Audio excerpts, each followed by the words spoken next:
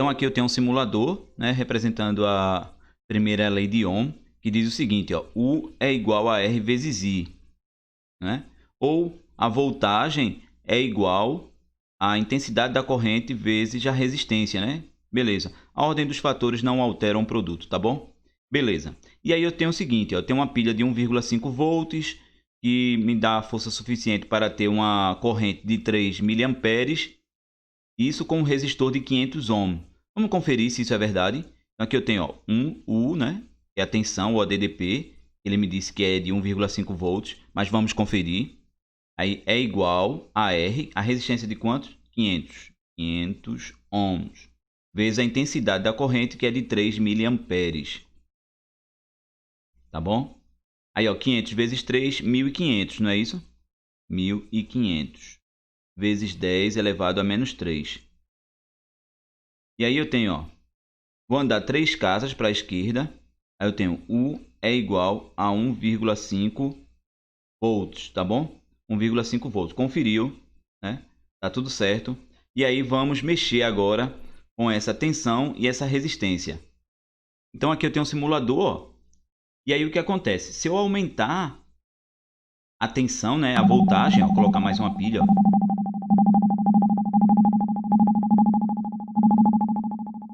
Eu aumento a corrente, ó.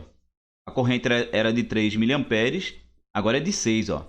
Então, na medida que eu aumento o valor de U, né, ou de V, né, na medida que eu aumento o valor de U, eu aumento o valor de I da corrente, né? Vamos colocar mais uma pilha.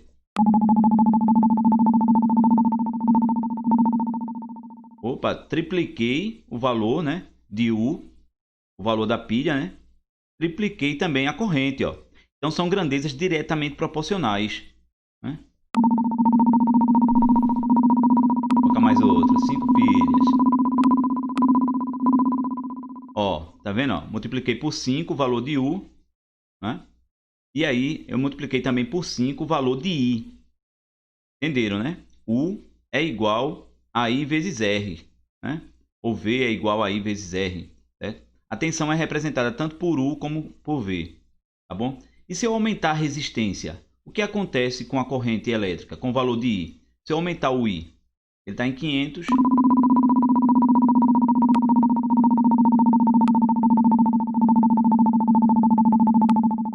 Coloquei em 1000, ó.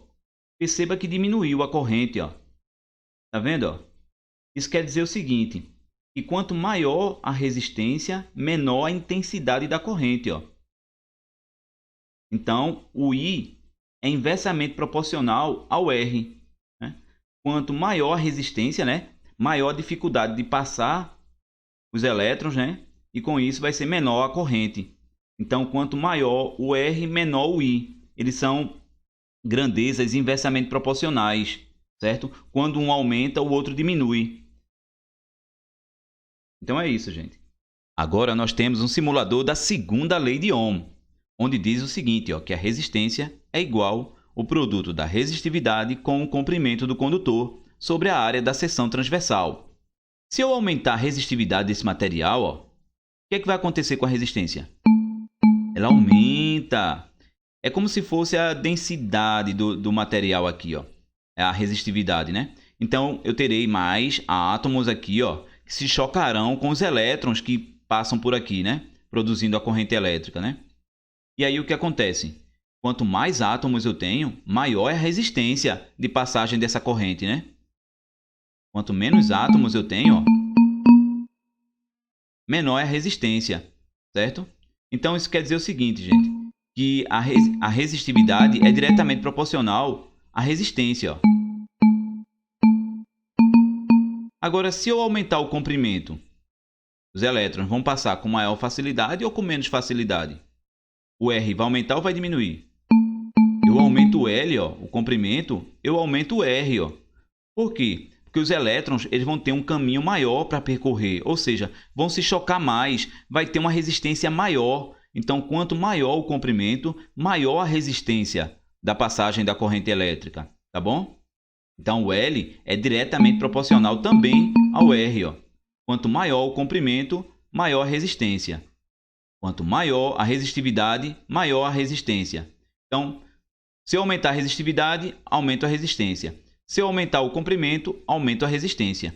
Agora vamos ver com a área da seção transversal aqui, ó. Se eu deixar esse fio aqui com a espessura maior, vamos ver o que acontece com o R. Ele diminui. Por quê? Porque eu aumentando a espessura aqui, ó, a área da seção transversal, os elétrons vão encontrar mais vazios, mais áreas vazias para caminhar. Então a resistência será bem menor. Então a área da seção transversal é inversamente proporcional à resistência elétrica. Então quanto maior for a área, menor a resistência. Quanto menor a área, maior a resistência.